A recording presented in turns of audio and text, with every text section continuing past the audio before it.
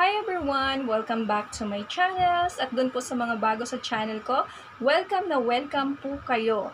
And for my today's video, i-share ko po sa inyo or ituturo kung paano mag-create or mag-change ng YouTube layout using Android phone. Ano nga ba ang YouTube layout? So, bali yung YouTube layout po, ito po yung pag nag-open tayo ng ating mga account sa YouTube, yun po yung mababasa natin na may home, videos, playlist, channels, tsaka about. Bali, yun po ang kailangan nating i-customize para magkaroon po tayo ng YouTube layout.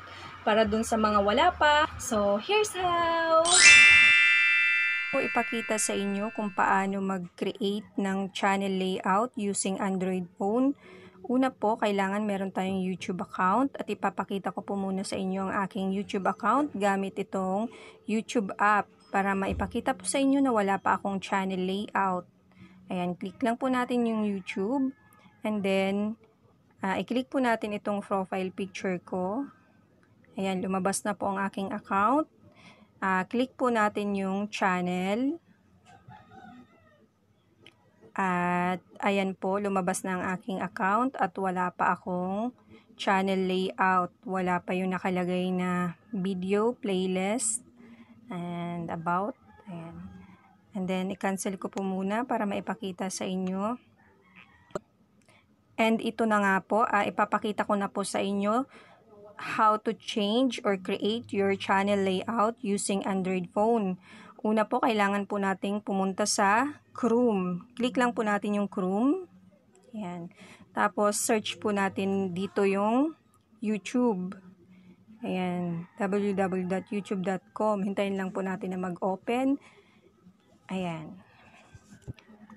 At nag-open na. I-zoom ko lang po para mas makita ninyo ng malinaw. Ayan. Bali, i-click po natin itong tatlong button dito. Ayan, may lumabas na home, my channel. I-click po natin yung my channel. Ayan, hintayin lang po natin. So, ayan po. Lumabas na yung account ko. And then, dito po sa account ko, i-click po natin itong settings. Ayan. And then, sa settings po, lumabas na yung channel settings. Ay, may nakasulat po na privacy. So, dito po tayo sa customize the layout of your channel. Recommended for people who upload videos regularly. And a channel trailer suggests content for your subscribers and organize all your videos and playlist into section. Bali, ang gagawin lang po natin dito, i-click po natin ito. Yan, click po natin yan. Pagkatapos po natin ma-click, i-save na po natin itong, may nakalagay dito na save. Ayan. And then, hintayin lang po natin na mag-activate.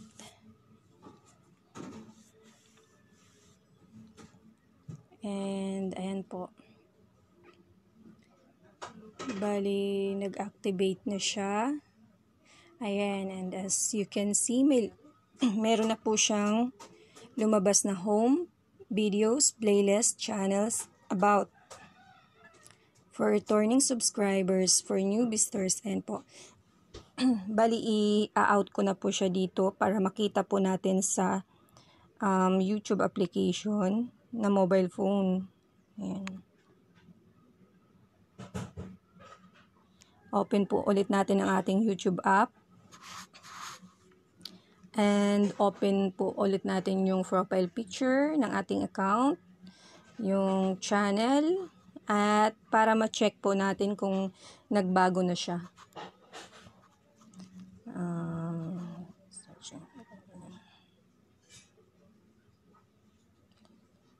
And then, ayun po, ayan, meron na po siyang lumabas na home, videos, playlist, ayan, channels,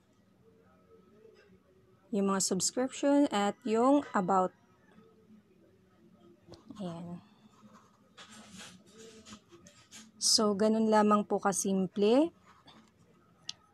And, Maraming salamat sa mga nanood. Until next time. And that's all for my today's video. And if you like my video, please give me a thumbs. And don't forget to subscribe if you haven't yet. Sana po may natutunan kayo, aking mga kaibigan. Until next time, bye-bye!